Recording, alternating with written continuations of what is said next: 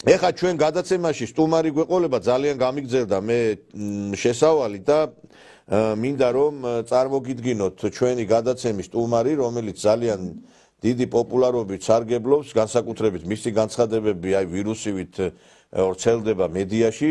ანალიტიკოსი, ექსპერტი, ქალბატონი მაია ნიკოლაიშვილია ჩვენი გადაცემის სტუმარი. მოგესალმებით ქალბატონო მაია. მოგესალმებით ბატონო ნიკოლოზ, მადლობა მოწვევისთვის. მართლაც ვრცელდება ჩვენი გადაცემის ფრაგმენტები, მართლაც მეც მივაქცია ყურადღება, მართლაც ძალიან ეტყობა. ზუსტად ის თქვით, რასაც საზოგადოება ელოდა და რაც უთქმელი იყო. ეს არის მთავარი, როდესაც საზოგადოების მაჯისცემა იგრძნობა, როდესაც შენ იგივე ჰაერიც უთქავ, რითიც საზოგადოება, ეს არის ყველაზე მთავარი და ყველაზე საინტერესო. ქალბატონო მაია, ასევე ბევრმა ძალიან მე როგორც გავიგე, ცოტა ისე იუკადრისა და რაღაცნაირად ვიღაცებს ჰქონდათ რეაქცია იმაზე, თქვენ რო თქვით რომ აი ქართული ოცნების დაფასება არის ისო ქართული ოცნება მარიცის თავის მომხრეების დაფასებაო, რაღაც კრიტიკული განცხადება ქონდათ, ბევრს რაღაცა ცოტა გულზე მოხვდა ეს ყველაფერი და იცით რა არის? ეს უნდა ითქვას, იმიტომ რომ ეხლაც, როდესაც ბრძოლა მიდის საქართველოსა და აი ამ დასავლეთის აგენტურას შორის, იგივე შეიძლება ითქვას, კაცო, რომ აი ახლა ვლაპარაკობთ აგერ რომ ჩვენ ვამბობთ სიმართლეს, ხარს უჭერთ ხელისუფლებას. არ შეგიძლიათ იმ ზარალა რო დაყვებათ იმ თავრობის შეხვედრებზე უთხრათ რომ აგერ ჩართე ტელეკომპანიას სეზონი. ჩართე რატო თიშავ ამარხს ვერ გავიგე ეკუთვნის ჩართვა. რატო თიშავს სხვა არხებს კიდე რომ იმ რუსულ არხებს რატო თიშავს ვერ გავიგე ვერ ხვდები რა დემოკრატია თუ არის ყველა არხი უნდა იყოს ხო? ხო და აი ეს ეხა თქვენი განცხადებაც იყო ის რომ ფაქტობრივად ეს იყო მოყვარეს პირში უძრახეს პრინციპით ნათქვამი, ხო? და არ ყოფილა ჩასაფრე. ჩვენც ეხლა რო ვლაპარაკობთ იმას, რომ აი რაც არის შენიშვნები იმიტომ ვლაპარაკობთ, რომ ეს მოღალატეები არ შეიძლება. აი ხა წარმოუდგინე მაყურებელს გიორგაძე, აი სახელმწიფო ჩინოვნიკის საკპატენტის თავმჯდომარე. როგორ კარგად გამოვიდა, აი მესი ამოვნა. თქვა კაცმა, რომ არავითარი ევროპელობა და ის არ გვინამა, ჩვენ უნდა ვიამაყოთ, რომ ქართველები ვართ ყოველგვარი მაშასადამის გარეშე. 26 წლის კაცი არის, ახალგაზრდა ადამიანი. გამოვიდა მაია ბარათაშვილი და თქვა, რომ მე ჩავატარებ კონცერტს და არ უნდა იყოს მსახიობი მომღერალი რაღაცა მხარე და ეს უნდა იყოს გამაერთიანებელი. თქვენ გაგიგიათ ასეთი რაღაცა, რომელიღაცა იმ ხელისუფლებასთან დაახლოებული მომღერლისგანა შოუ-ბიზნესის წარმომადგენელისა, რომელსაც ვერ გააგდებინებ მას ქათმის ბარკას სუფრაზე და იმას, რა ქვია, ჭიქაღვინოს, იმიტომ რომ სადაც კი ჭიქა გაჭახუნდება, ეგენი არიან იქა და იმითი, რა ქვია, მაგიდაზე დადგომით სვამენ ბიძინა ივანიშვილის სადგელზელოს და როცა გაუჭირდება ბიძინა ივანიშვილს და ხელისუფლებას, მაგიდის ქვეშ შეძვრებიან ხოლმე. მაგიდაზე დგებიან და მაგიდაზე სვამენ სადგელზელოს, როცა კარგად არის საქმე. და რო გაუჭირდება ქვეყანას მაგიდის ქვეშ არიან შემძვრალები. აი ეს არის მატერიალობა რა.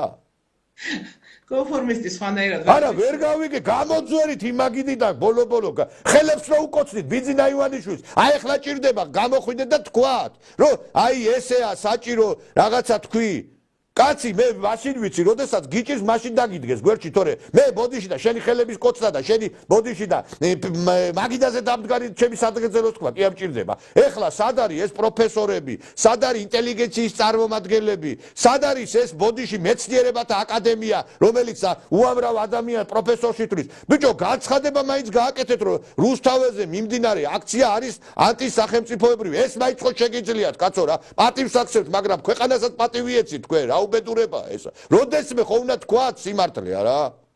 არა მე ვერ გავიგე რა უბედურება ესა რა. და მე ეხლა მე რო აი ესე ქადაგებ ვიღაცა ეხლა ჩემ შენიშვნას ამოიღებს მიუტას ვიღაცა საჭიროა და აი ეს გებჯითო თქვენ რო იტყვიანება. გესმით თქვენ? მე აქიდან რო უჭერ ხელისუფლებას ხარ ეს 99% ეს გადავარდება ის 1% რო თქვი რომ ხა ეს მოღალატები გაწვიდებენ და იტყვიან მე ხო ვიცი ამათი ტექნოლოგიები როგორიც არის და იმით და ეხლა თქვენ ხო უჭერთ ამ ხელისუფლებას ხარ მივლენ ამოჭრიან მაია ნიკოლეიშვილის ნათქვამს, რომ აი მაია ნიკოლეიშვილი ხედავ შენ მაია ნიკოლეიშვილმა როგორ თქვა ის რომ ოცნება თავის ხალხს ასფასებსო ზურგში ლახვარი ჩაგცაო და იმას კი არ იტყვიან ის 99% რომ ქადაგებთ რომ აი ესე უნდა ხელისუფლება არა იმას იმიტომ რომ აი ეს უნდა გააკეთონ აი ეს არის ტექნოლოგია რა ბატონო ნიკოლოზ საქმე რაშია იცით ახლა რასაც თქვენ ბრძანებთ აბსოლუტურად გეთანხმებით მეცნიერები რომლებიც აი ხა იგივე მართლა მეცნიერებათა აკადემია ინსტიტუტები პროფესურა მე ერთი ვნახე პოლიტექნიკური უნივერსიტეტის რექტორი რომელმაც მართლა ღირსეულად კი არა მაგას უვაქებ მაგაც ეკაცი მართლა ნამდვილად ღირსეულად იცით ყველას როგორ გითხრათ არიან ადამიანები რომლებიც სამწუხარო კონფორმიზმი ეს ძალიან ცნობილი მოვლენა არის არიან ადამიანები რომლებიც მთლიანად აი ხო გენოით აბსოლუტურად დროს ერგებიან მათ ისე სჯერათ მათ ისე სწამთ მათ ისე ხედავენ ისინი მე მაგალითად არ მიყვირს აი სამწუხაროდ არ მიყვირს ძალიან ცუდია მაგრამ სამწუხაროდ არ მიყვირს და მეორეც რაც თქვენ ბრძანეთ ჩვენ ნათქვამს კი გადაატრიალებენ ადამიანები ვისაც სიმართლის თქმა არ შეუძლია აი ისინი გადაატრიალებენ ვისაც გონია რომ მხოლოდ ტაში ხელებზე კოცნა ფეხებზე კოცნა ცალფეხზე დგომა რა მნიშვნელობა აქვს საიდან იქნება ადამიანი ცალფეხზე მდგომი ყველგან დგას ცალფეხზე უბრალოდ იმ კაცმა რო თქვა ის ევროკავშირს დაუდგება ცალფეხზე თორე აქედაც რამდენია რომელიც ზუსტად ესე დადგება ცალფეხზე არიან ესეთი ადამიანები ეხლა ეს სულ არ მიყვარს აბსოლუტურად მაგრამ რა არის ცით იმის გაგება რომ თქვათ ნიკოლოზ მჟავანაძე მაია ნიკოლეიშვილი იტყვიან შენიშვნას და იტყვიან ხმამაღლა თუ იმას ეწყინება ეწყინოს უბრალოდ საქმე იმაშია რომ ჩვენ ამ ქვეყანას არ უღალატებთ და ეხლა არავის ერთგულებას ნამდვილად არ ვეფიცები ერთგულება როგორ გითხრათ რა ვერც ერთ პარტიას მე ერთგულებას ვერ დაუფიცებ იმიტომ რომ არც ერთი პარტიის წევრი არ ყოფილვარ ცხოვრებაში და ზოგადად პარტიულობა არ მხიბლავს. აქედან გამომდინარე მე პარტიის ლიდერებს და იმას ერთგულების ფიცს არ დაუწყებ, მაგრამ მე ჩემ ქვეყანას არ უღალატებ. მე იმდენი ვიცი რომ ის არ თქვა, როდესაც ჩემ ქვეყანაში საფრთხეა შექმნილი. აი ზუსტად იქ სანამ ისინი მიხვდებიან რა ვთქვი და სანამ დაგვეწევიან რომ ეს ქვეყნისთვის ჯობია, არა უშავს იყვნენ ნაწყენები. გადის დრო და ისინი ხვდებიან რომ ჩვენივრად ვიცით ჩვენ რას ვამბობთ, როდის ვამბობთ, რისთვის ვამბობთ და საქართველოსთვის ვამბობთ. ესე რომ ნუ ახლა ადამიანებს თავისი ის აქვს თუ სადღაც მიაწინწილონ, იმიტომ რომ ვერ დაგეწიენ, ვერ მიხვდნენ რა თქვი და ვერ მიხვდნენ იმას რომ ეს ძალიან მნიშვნელოვანია. გასაგები. აი ხა მე რამე და დავბრუნდეთ ამ სიტუაციას რაც ხდება. აი თქვენი აზრით რა უნდა გააკეთოს ხელისუფლებამ, როდესაც აი ეს მოღალატეები დგანან აქ იმასთან რუსთაველზე და ფეხს არ იცვლიან. მილიონობით კი არა მილიარდობით თანხა მოდის. ეს მილიონობით ეს რაც ვიცით ის არის, იმიტომ რომ ეს სერიოზული დაფინანსება მოდის. აი ეხლა გასაგები ხა ახალ წელს ცოტა ჩაცხრება რაღაცა ბუნებრივია რომ მაინც ეხა ორჭიქას ქართველი აწევს საითხარეს არ უნდა იყოს. რა უნდა მოიმოქმედოს? აი მე არ ვიცი, აი მე როგორ ხალხი დაამშიეს უკვე. ესე იგი უამრავი კაცი უნდა ჩამოსულიყო, სასტუმროების სავსე ყოფილიყო, რესტორნების სავსე უნდა ყოფილიყო. ყველაფერი არის ესე იგი მოკვდა ყველაფერი. და ამას მოყვება მე ლარის ვარდაც მოყვება ხა, იმიტომ რომ თუ ფული არ შემოვიდა, თუ ტურისტი არ შემოვიდა. აი რა უნდა მოიმოქმედოს ხელისუფლებამ? აი ესე უნდა უყუროთ ამას ქვეყანას რო ანგრევენ? რა რიცით ნიკოლოზ, აი აქ ცოტა ღრმა, აი საქმე იმაშია, რომ არ შეიძლება ის ადამიანი, რომელიც თავისით ვერ აკეთებს დასკვნას, ფიქრობდეს, მე მახსენდება 2003 წელი. აი გარემოვაჭრეები იყვნენ და რო გავივლიდი ხოლმე ათონელიდან, რო გავივლიდი კოლმეურნეობის ბაზარი იყო მაშინ და იჯდნენ აი ხა გავარბივართ მიტინგზე მე უსმინე ერთმა ადამიანმა ზუსტად იგივე თქვა და ზუსტად ბატონო მიშეშენტმა ზუსტად იქ მიწევდა მეც გავლა უცებ ადგებოდნენ და გარბოდნენ მიშას მიტინგზე და უბრალოდ ხალხო მე რამენაირად ჩემი სპეციალობით კიდე ვიმუშავებ და თქვენი კითხეთ რას აკეთებთ მე უკვე აყრა რო დაუწყეს ამა და რაღაც საშინელ დღეში რო იყვნენ რატო თავში არ მირტყიო ერთმა მითხრა მუთხარი აბა როგორ უნდა გამეკეთებინა როცა მე რამე მჭირდება ის რაც მე არ ვთქვა სამოქალაქო სამართალი ხო მე მივდივარ იმასთან ვისაც ესმის ეს ჩემზე უკეთ მეთქი არ შეიძლება რომ შენ გადამიწყვიტო მე ბედი ჩემი ბედი ხო გადაწყვიტე შენიც ხო გადაწყვიტე მეთქი და მართლა ცოტა ხანში აღარც ერთი აღარ იჯდა იმიტომ კი არა რომ უნდა მჯდარიყვნენ იმიტომ რომ შეიძლება ცდებოდე დღეს ახლა უსმენ მომღერლებს რამდენიმე მომღერალმა თქვა რომ იცით რა რომ გავიფიცეთ ხო მაგრამ ჩემ ვალებს ვინ გადაიხდის ჟედალოცვილო მანამდე დაფიქრდი რესტორატორები საუბრობდნენ წავიკითხე ინტერვიუ, რომ ხელფასებსო ძლივს ვიხდითო. ეხლა და 30-ში როგორ გადავიხდით დღგ-ს ამას ყველაფერს და ხელფასებს არ ვიციო. და გახარებული ამბობდნენ 7-იან რამდენო, არავინ არ იმღერებსო და ანუ გავჩერდებითო და კი ბატონო, მაგას თავი დაანებე. რესტორანში რომ მიდის ადამიანი და რო იცის რომ შეიძლება ის ჭინკებიდან ვინმე შემოვარდეს და დაიწყოს რუსო ერიდება ის ადამიანი უკვე რესტორანში წასვლასაც ამის ტვინი ხო უნდა კონდეთ და ძირითადად მათი არის ეს ბიზნესები და თავის ბიზნეს აი რუსები იტყვიან ხოლმე რომ გაისროლა თავის ფეხშიო რა თავისივე ფეხშიო ფეხში კი არა ვულცელში და ვულში გაისროლეს თავიანთ ბიზნესებს დაარტყეს თვითონ გავიფიცეთო გაფიცვას აზრი აქვს მაშინ და გაფიცვის არსი იყო მაშინ როდესაც წარმოება არის ქვეყანაში როდესაც ფოსტა არ კინიგზა და ქარხნები იფიცებოდა მაშინ ქონდა აზრი. მსახიობი თუ არ გამოვა სცენაზე, დაიქცა ხო ქვეყანა. არ დაიქცევა ხო? და აქედან გამომდინარე ხო გეუბნებით უბრალოდ ვერც გაიგეს გაფიცვა რა არის. ეხლა ვიფიცებით, კაი ხო იფიცები სტუდენტი არ წავა ინსტიტუტში, დარჩება შტერი. მერე ვის გაიფიცე? ამას ხო უნდა ხდებოდა შენ თავს ავნებ თუ ვინმე სავნებ. მოგენით პროლეტარები რო იფიცებოდნენ, მაშინ აზრი ქონდა. რკინიგზა იყო, ქარხნები იყო და ამხელა წარმოება იყო და აი ამ გაფიცვებს ახლა მსახიობის გაფიცვას და რესტორნის გაფიცვას მითხარით რა აზრი აქვს? თავის თავს ურტყავენ და არა, ურტყავენ კი არა, ფულს იღებს კაცო. სულელი ხო არ არის ხა მომღერალი მაგალითად ეხა ვერიკო ტურაშვილმა ერთი სიმღერა იმღერა, მაგით არის ცნობილი. მეტი რაღაც რაც მახსოვს, მისავ რაღაცა მატირეო თუ რაღაცა და მთელი ცხოვრება ტირის. ეს ხალი ვეღარ არ ვიცი, მე თუ რა ვიცი, ეგ სიმღერა მე მგონი მაგი მატირეო თუ რა და ტირის იმის მერე ეს ხალი, ხო და უყურეთ, ეხა ესენი ფული მიიღეს. რა თუნ ეხა კონცერტზე გასვლა 3-ჯერ 4-ჯერ მეტი ფული მიიღეს ამაში. ყველამ არ მიიღო, საქმეც მაგაში. არა, ვინც გაიფიცა, მიიღო, ვინც გაიფიცა. აბა ყველას არ მიუღია. არა, ხა ტყილა ხო არ გაიფიცებოდნენ მაშინ. ნაწილმა მიიღო, მაგრამ ნაწილს არ მიუღია, იმიტომ რომ უკმაყოფილება უკვე არის და უკვე კრედიტებზე ფიქრობენ, რომ კრედიტებს ვინ გადაუხდი. ის ეთყობა ყველას არ შეხვდა ეს ფული, ალბათ იქაც მოტეხვა, მაგრამ აი რაც თქვენ ბრძანეთ, უკრაინაში მახსოვს, იმაზე მეტი ფული შედიოდა, ვიდრე იმ ქვეყანას ჭირდებოდა. და ვიდრე წარმოუდგენელი იყო, იმ ხელა ფული ირეცხებოდა. და თქვენ წარმოიდგინეთ, რომ ეხლა ჩვენ ხომ ვამბობთ, რომ ერთი რომ უნდა გადატრიალება და ეს ყველაფერი დასავლეთის ხელდასმით, ხო? მეორე არის, იცით, ძალიან დიდი ფულის გარეცხვის მოსწრება ხდება. ეს წრება, რომ მოესწროს დიდი ფულის გარეცხვა. ამიტომ ყველას არ დაურიგებენ. ნაწილი იქ ირეცხება, დიდი პროცენტი ამ ფულისა ირეცხება, რა თქმა უნდა. და სანამ ვინმე გაარკვევს ამას, არა?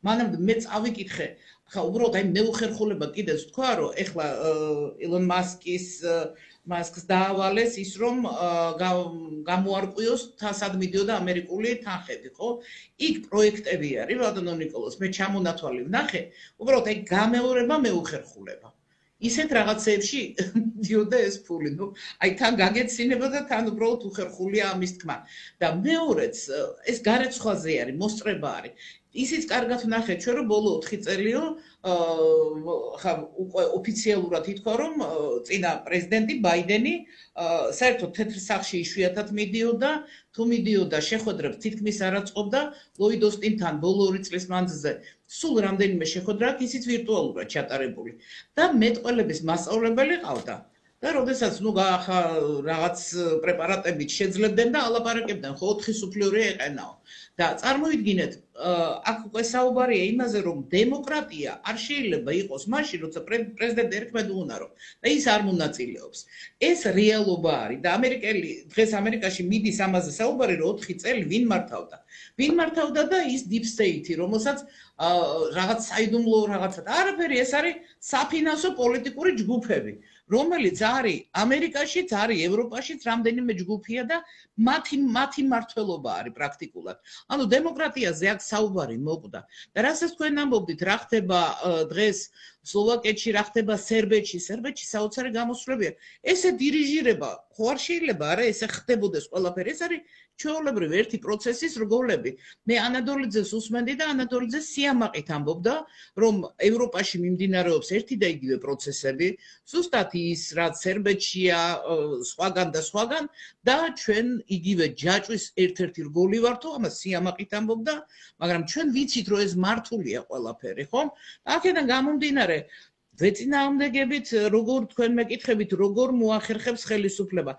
იცით რა ბატონმა ალიევმა მისი ძალიან საინტერესო ინტერვიუ იყო მე მას რო უსმინე და მას ჰქონდა ასეთი მოსაზრება რომ რაღაც პროცესები დაგვიანებული დაგვიანებით იყო. ინფორმაცია რომ ბატონ ირაკლი კობახიძეს პრემიერ-მინისტრსა და ალიევ შორის შედგა სატელეფონო საუბარი. არ ვიცი ხა ეს რაზე ისაუბრეს, ამაზე არ ვიცი, მაგრამ ამაზეც პრინციპში ესეც გახდება ცნობილი, მაგრამ ფაქტი ერთია, რომ ძალიან ისეთიც იძაბება სიტუაცია ჩვენს რეგიონში, ამ სირიის მერე ეს არ გაჩერდება ეს პროცესი და ამიტომ არის რომ ბევრი მართლა აიღა მე გადაცემა დავიწყე იმით რომ ვიღაცები ლაპარაკობენ თურქეთის ჯარი მოადგა საქართველოს იქით აზერბაიჯანი იქით ისა და იმას კი არავინ არ ლაპარაკობს გამოსავალი რა არის ხო აი მოადგა ისა ესა ამაზე არავინ არ ლაპარაკობს რა უნდა გაკეთდეს ბატონ ნიკოლოზ ხა გამოსავალი რა არის ამით თავს იშინებენ რაღაც ეშინიათ კიდეც რეალურად ჭკუათ მყოფოს უნდა ეშინოდეს ყველაფრის რაც ხდება რომ სირია არ გახდეს ისეთივე პრეცედენტი როგორც კოსოვო თქვენთან ვისაუბრეთ ამის შესახებ მაგრამ თან მით უმეტეს აღმოსავლეთი აი ახლო აღმოსავლეთის გადანაწილება ოსმალეთის იმპერიის დაშლის შემდეგ არ მომხდარა აი ახლა მიდის ეს გადანაწილება და როგორც ამბობენ ეს სახაზავით გავლებული საზღვრები ამ სამყაროში ხო ეს გადაიხედება და აუცილებლად სერიოზული გადახედვა და გადანაწილება წავა ამის გააზრება ხო არის საჭირო ეს ხომ გაიაზრო და ამის მაგივრად ტროას ცხენი გამოდიხარ პირდაპირ მნიშვნელობით აი ეს აქციები რაც მიდის თბილისში არა ეს ყველაფერი თამაშობს ტროას ცხენის როლს ოღონდ არა ხელისუფლების შესაცვლელად არამედ საქართველოს დასაღუპად მაგრამ უბედურება ის არის რომ ხო გეუბნებით ადამიანები გაიფიცნენ და მე მიხვდა რომ კრედიტიან გადასახდელი ნუ ახლა აქ უკვე რაღაცა ვილაპარაკოთ რესტორატორებმა თვითონ შეუწყეს ხელი თვითონ გამოდიოდნენ თვითონ ყველა მონაწილეობას იღებდა და ხოლმე ხელფასს ვერ მიიღებენ არა ის ადამიანები რომლებიც აქციებზე იყვნენ ხვალ იტყვე რატო არ მომეცით ხელფასიო ცოტა ადამიანმა ტვინი ხო უნდა გაანძრიო ასე რომ ანჯღრებენ საქართველოს ეკონომიკას ხო ხვალ ხო უნდა იფიქრო რა იქნება და ხვალ რომ ეს შენ დაგემხობა და შეიძლება თავისუფლად შემოვიდეს ნებისმიერი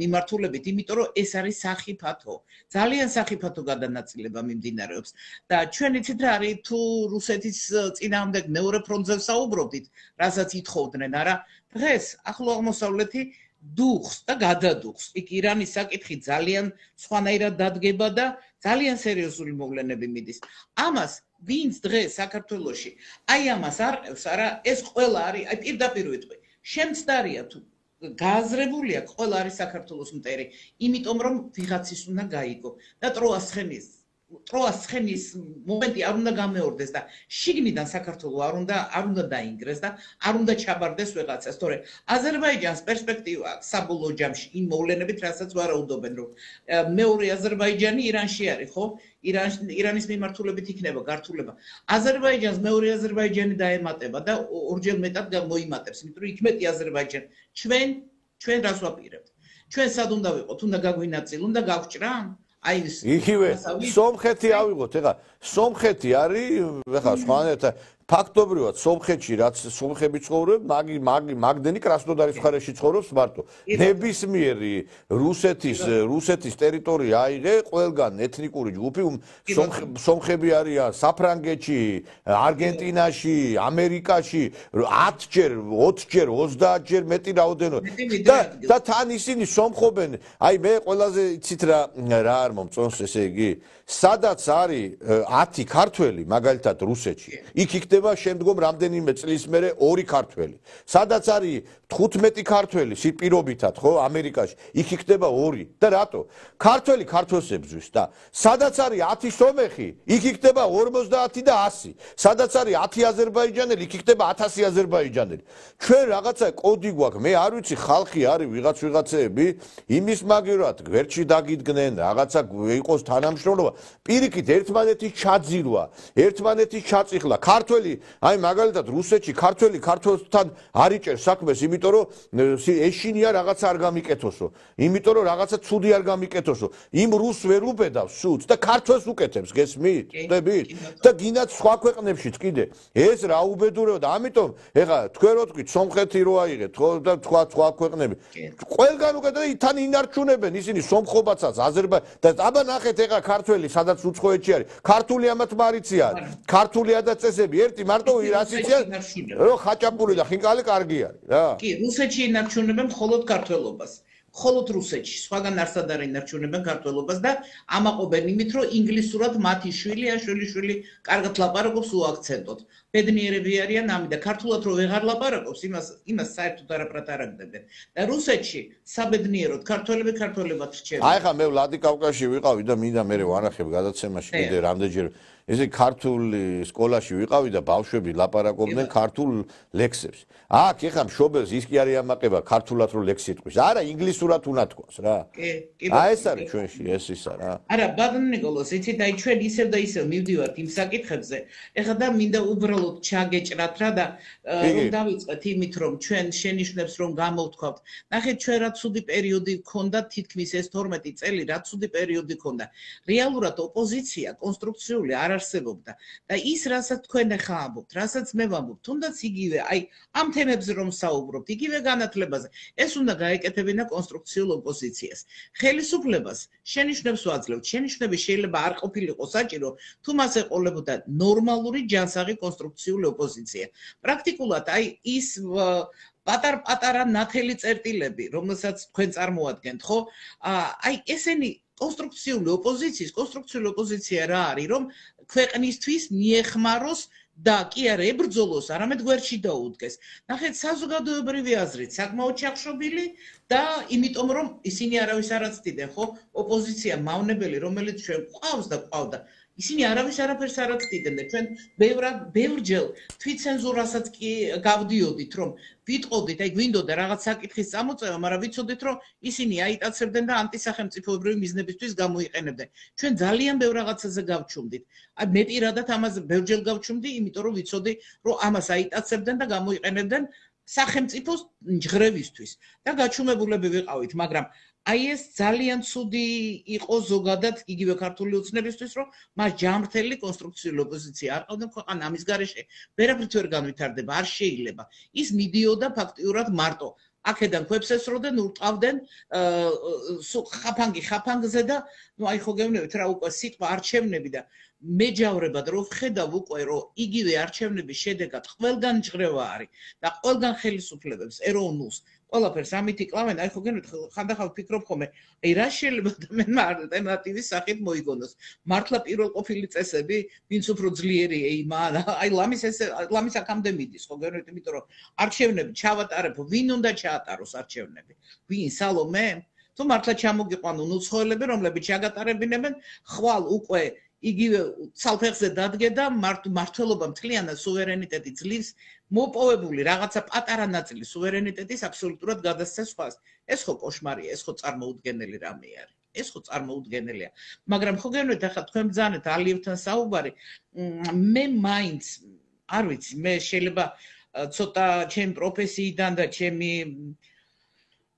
ბევრი რამის ნახვიდან გამომდინარე, მე მაგალითად ასე რბილი მოქმედებები მე არ მიმაჩნია სწორად, ისევ და ისევ რა თქმა უნდა გვეშინია რომ რაღაც არ გამოვიდეს კონტროლიდან და მეორე მე პირადად ადამიანები რომლებიც ძალიან ბევრი მეუბნება წნევა ვერ დავიგდე ნერვები აღარ მივარგა დამამშვიდებლებს მე მაგალითად საზოგადოება მენანება ის საზოგადოება რომელიც ხელისუფლების მხარდამჭერია და ამომრჩეველია მე ისინი მენანებიან მე მაგალითად აი პირადად მე საზოგადოებას ასეთი დარტყმებისთვის მე მაგალითად დამენანებოდა და ის რომ თავიდანვე გადაჭრილიყო დასავლეთი რომ არაფერს კარგს არ დაინახავს აქ ორი აზრი არ არის ის ამოგიტრიალებს თეთრზე შავია აი ხა მე მაგალითად მომხრე ვარ თქვი მე საზოგადოებას დავზოგავდი მართალი კითხვა აი დავწერე კიდევაც დღეს სხვათა შორის მე რომ აი ხა მე ეხლა რომ რატო იკავებს ხელისუფლება რადიკალური ნაბიჯებისგან ეს ძალიან კარგად მესმის იმიტომ რომ სანამ პრეზიდენტის სავარძელში არ ჩაჯდება ყაველაშვილი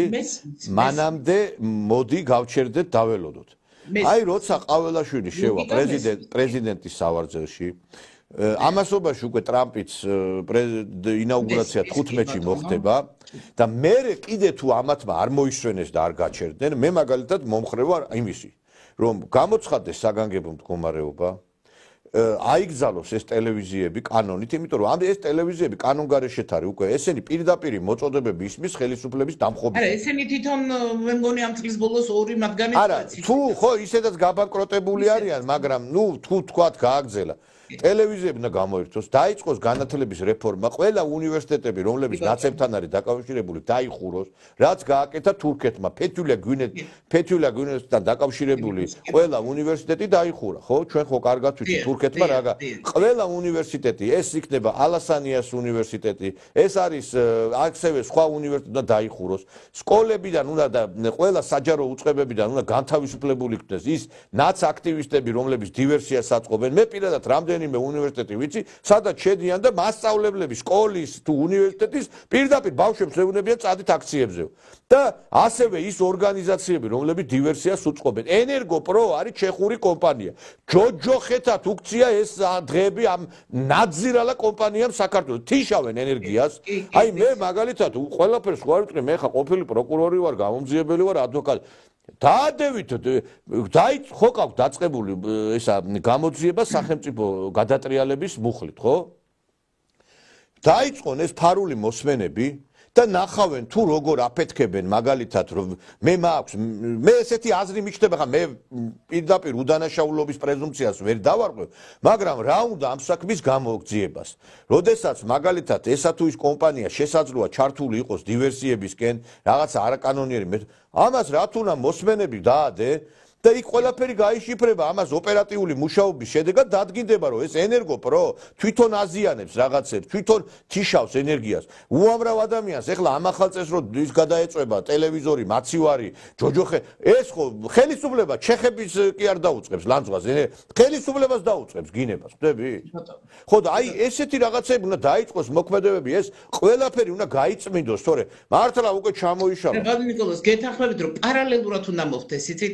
ჩვენ რატომაც ესე მიდის რომ აი ეს მივიდეს აქამდე და მერე არა პარალელურად სახელმწიფო რა არის სახელმწიფო არის ის რომ ყველა სტრუქტურა უნდა მუშაობდეს თავის რეჟიმში გამართულად ყველა აკეთებდეს თავის საქმეს პარალელურ რეჟიმში მაგრამ ჩვენთან აი ეს რატომღაც ერთი აი ეს გეგმა მივიდეს ბოლომდე და აი ამის მერე რა იცით ორშაბათს დავიწყებ დიეტას აი დაახლოებით ეს არის რა და არ შეიძლება სახელმწიფოს გამართულობის ხარისხი და ფუნქციონირების ხარისხი ზუსტად ის არის რამდენად შეუძლია მას სხვადასხვა სტრუქტურებით შეასრულოს კონკრეტული მოქმედებები. აქ ხალხიც გამოიცდება, ვინ მოყვება და ვინ არ მოყვება და ამით იგებ უკვე არასრულებს თავის დავალებას ის ადამიანი ტოვებს სამსახურს, მანამ უნდა აცადო და სანამ აქციაზე არ ნახავ. სანამ იქ არ დაწვავ, რომ აქციაზე იყო უსერიოზულესი თანამდებობის პირები სხვათა შორის. საკმაოდ სერიოზული თანამდებობის პირები, არასერიოზული ადამიანები. რომელთაც აბარიათ საკმაოდ ისეთი სახიფათო სახელმწიფოსთვის სახიფათო სეგმენტები, არა? ისინი აქციებზე დგანან. როგორ შეიძლება იმის მერე, აი თუნდაც ერთხელ არის კონკრეტული პირები, იმის გარეთ გასვლა. ეს უკვე ანტისახელმწიფოებრივი ქმედება, ის უკვე შეუსაბამობა არის თავის თანამდებობასთან. არ შეიძლება იმას ანდო, არ შეიძლება ის საიდუმლო, რომელსაც ის ეცნობა, არა? მის ხელში ხვდებოდეს. მაგრამ ნუ აი არ ვიცი, ხო გეუბნებით ან შიდა კონტროლი ხომ მიდის, არ შეიძლება ამას ელოდე ბოლომდე. იქ უნდა დადო ადამიანი, რომელიც აი ამ ინფორმაციის ფლობელია, აღარ შეიძლება რომ მუშაობდეს სახელმწიფო სამსახურში. იმიტომ რომ მას იმაზე წვდომა აღარ უნდა გქონდეს. და ნუ ახლა ის რომ ილაპარაკებს იმის შესახებ, ამიტომ არის, ხო გეუბნებით, ამას გავაკეთებ და მე იმას არა. სახელმწიფო ფუნქციონირებადი არის მაშინ როცა ყველაფერს აი განათლების სამინისტროდან დაწყებული არ ვიცი ეს მინისტრიდან და თუ ვიღა ყველა არის გამოსაცვლელი განათლების დღეს ახალგაზრდობა რო დგას ვისი ბრალია ეს ამ განათლების ის სამინისტროში ვინც კი მოვიდა ყველა იყო სოროსის აგენტი და ლეკვი ხო განათლების სამინისტროში თუ რეფორმები არ დაიწყება ესეთ სიტუაცია გვექნება ილია უნივერსიტეტიდან პანჩურის ხვით უნდა გამოყარო ყველა ლექტორი პანჩურით უნდა გამოყარო რა იქ მე არ ვიცი ნორმალური არის საერთოდ ამ ილიას უნივერსიტეტში ვინმე იცით რა არის მათ ეს არის უკვე ბუდე არა სახელმწიფო მე რატო უნდა ესე იგი პირველი არხი არის გაძეძგილი იმითი ნაციონალებით უნივერსიტეტები ესე იგი ჩვენ ვაფინანსებთ ნაცმოძრაობას 1000-მდე ორგანიზაციამ დაუჭირა მხარი იმას რა ქვია ამ იმას ნაცებს დაუჭირა მხარი ესე იგი იქ ხო სულ ნაცები ყავს დასაქმებული ნაცების კომპანია თუ არის არანაცი ვერ დასაქმდება ესე იგი 1000-მდე ნაცების კომპანიაა და პლუს კიდე ის სახელმწიფო სტრუქტურები, რომლებიც სახელმწიფოს ბიუჯეტზეა, ის კიდე ჩვენ ნაცებს ვაფინანსებს. ანუ ნაცების 1000 კომპანია და პლუს სახელმწიფო კომპანიები, რომლებიც და ეს საწოდავი ხალხი, რომლებიც ხელისუფლებას უჭერენ, მყარი ესენი ზიან იმაზე, რა ქვია, გალოკილი იმასავით, რაღა ჩაი და ბულგზე ზიან იმ ახალწელს რა. ნიკოლოზ, მე ვიცნობ ძალიან ბევრი კარგ ჟურნალისტს, რომლებიც მოიშორეს. აი ძალიან ბევრს ვიცნობ, ასეც მართლა პროფესიონალები რო არიან. თითქოს მიზანმიმართულად აი კარგი და ჭკვიანების გამოძევება დაიწყო. იგივე საზოგადოებრივზეც და მე მაგალითად მაშინაც მიკვირდა, მაგრამ ნუ გასაგები იყო რომ ბორჩი ცოტა სხვა სიტუაცია იყო და ამას ვხედავთ. მაგრამ ზოგადად რა არის ნიკოლოს, ახლა განათლებაზე ცალკე ვერ ვისაუბრებთ. თქვათ მედიცინაში არის გარკვეული და სერიოზული პრობლემები, რომელზეც აი მე პირადად მართალი გითხრათ დავიღალე იმდენ მინისტრს შევხვდი, რომ აი ამ ბოლო პერიოდში უკვე აღარ მაქვს სურვილი ამ აქტივისტობისა რა დამღალა უკვე ამან, იმიტომ რომ ხვდებოდი რომ კი, გისმენენ, თავს გიქნევენ და მე არაფერი არ ხდება და შედეგებს მე ვიმკით უკვე საზოგადოება იმკის სამწუხაროდ, მაგრამ ნუ ახლა ხო გეუბნებით ალბათ გადაიეროს ამ პერიოდებმა და მაგრამ ჩვენ რა გვჭირდება, იცით? ჩვენ სამწუხაროდ შევიტანეთ კონსტიტუციაში ის, რაც არ უნდა შეგვეტანა, ნატო და ევროკავშირი როგორ შეიძლება ეროვნული იდეა იყოს, ხო? ეს არის სრული სიგიჟე, მაგრამ მეორეა, ჩვენ ეროვნული კონცეფცია არა გვაქვს, პრაქტიკულად ეროვნული კონცეფცია, რომელზეც ჩვენ ვიქნებით შეთანხმებული. როგორი განათლება გვინდა, როგორია ჩვენი მომავლის ხედვა, როგორია საქართველოსთვის და ქართველებისთვის მომავლის ხედვა. ის კი არა, რომ სადღაც მივდივარ და მიგვერეკებიან, ან გვეკაჩებიან, ან წეხს ვკრავენ, ხო, ეს კი არა. ჩვენ თვითო როგორ ხედავთ ჩვენს მომავალს? ჩვენ თვითო როგორი შვილები გვინდა, რომ ყავდეს შვილები, როგორ უნდა ვასწავლოთ, რა გემოვნებაზე უნდა გავზარდოთ, შილაფლავს რო ხარშავენ და შილაფლავი რო აქვს რუსთაველზე, ღმერთო მომკალი, კუბოები, შილაფლავი და კუბოს ტორტი, ნუ რა უბედურებაა, ბოლო-ბოლო რამე დაბიოობა, რა დაცემა გემოვნების, ნუ სოფლის კლუბში არ იყო ხო ეს კეჩებს რო დგავდეს საათღაცა, აი ყოველგვარი მხატვრული მის გარეშე, ხო? ჩვეულებრივი აი იუმორი მოსახლეობა იქ არ იყო ესეთი დაბალი და მდარე ქცევა, გოგონები რომ გალობდნენ და იგინებოდნენ. ესეთი საცოდაობა, ესეთი უგემოვნობა, ესეთი და თვითონ ეცინებათ ამაზე. ხვდებით რა მდარია მათი გემოვნებაც? შილაფლავი რუსთაველზე, სირცხვილი და თავის მოჭრა რა. შენი ისტორიის ბოლო-ბოლო რუსთაველის პროსპექტი, სადაც დადიოდნენ პოეტები, სადაც აი გეუბნებით არ ვიცი რა ბუმბერაზები დააბიჯებდნენ და იქ ქვაბით მიგაკ შილაფლავი სოროსის ფონდი ხელმძღვანელობს ნეტა მეხინკლების კურსებს როდის გახსნეს სოროსის ფონდი შილაფლავს თავიდანვე რუსთაველი გადაწვეს და გააუბედურეს ყველაფერი კაცო არა მესმის მაგრამ შილაფლავის კეთების კურსები არა შილაფლავი ძლობენ აღსასრულოდ დგება მაგათი და იმიტომ აქ ხინკალს და იმას ხაშლამისას როდის იქნება ჩავეწეროთ და ოჯახისთვის ვისწავლოთ რა არა შილაფლავი კი არა ეს არის ეხლა ეგენი არიან კიდე ერთხელ ახლა აი მართლა მე არა შილაფლავი რთული გასაკეთებელია თუ სოროსის ფსიქიატრები არის მოსაყვანი ამდენი გიჟი და გადარეული ამ ქვეყანას არ ვიცი როგორ მეში ესე იგი ადამიანები რებს აკეთებენ მე არ ვიცი ახალგაზრდა ეს არის რა იცით ბარნო ნიკოლოს ეს არის ჯერ ერთი მდარე გემოვნება მე მდარე გემოვნების ლექტორები და განათლება ნათარგმნი სახელმძღვანელოების უმეტესობა არ არის ორიგინალური ეს არის ნათარგმნი ნამცეცი 1 და ნამცეცი 2 და ნამცეცი ჩვენ ინტელექტუალური სუვერენიტეტი დავგარგეთ ბატონო ნიკოლოს პრაქტიკულად დავგარგეთ და აქედან გამომდინარე სხვას ვერაფერს ვერ მივიღებთ მივიღეთ ეს ჩვენ გვინდა ეროვნული კონცეფცია და იმის თქმა არა ვიღაცის მოწოდებული და სადღაც ერთ ოთახში დაბეჭდილი არამედ საზოგადოების მოაზროვნე ადამიანებისგან შემდგარი გარკვეული საკონსულტაციო ორგანო არა თავყრილობა სადაც იქნება ძირითადი რა გვჭირდება საქართველოსთვის კი ბატონო დიდი მადლობა საინტერესო იყო თქვენთან საუბარი ქალბატონო მაია და იმედია რომ არ ვიცი ახალი წლებიც მოგვიახლოვდა ყოველთვის ახალ წელს უკავშირებთ რაღაც იმედების იმას მაშინ ვისარგებლებ ერთი წუთით და თქვენს მაყურებელს ყველას მიულოცავ ამდენ ახალ წელს ბედნიერებას მშვიდობას უსურვებ და მალე გავთავისუფლებულიყავით იმ სასჯელისგან რომელიც ალბათ დავიმსახურეთ ჩვენი ცოტა ლოიალობით რა მალე გავთავისუფლებულიყავით და ამაყად მიგველოცოს ერთმანეთის წარმატებები. მაყურებელს კარგად ბრძანდებოდეთ. ქალბატონი მაია ნიკოლეიშვილი იყო ჩვენი გადაცემის სტუმარი, ძვირფასო ტელემაყურებლებო და